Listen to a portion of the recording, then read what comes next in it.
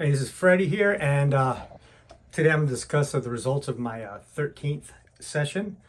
Sorry about that. I just came back from a run, and let's see.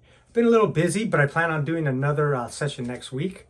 And then I'll probably wait for it to totally. It'll probably take me a while to actually do the video. But anyway, let's talk about my results. All right. So as you can see, it's getting pretty light.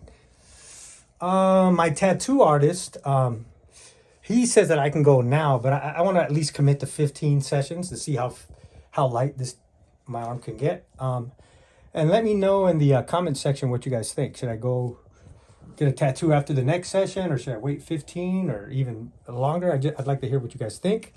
But yeah, as you can see, let me see.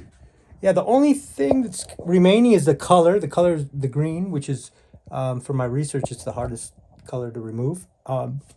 But yeah, but it looks pretty good. Somebody asked about the pigmentation, but I think that's just temporary scarring. I mean, temporary meaning like probably take a year or two, and then it'll most likely go back to normal, like some of the other areas did.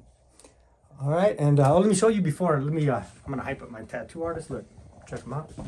Just finished my leg.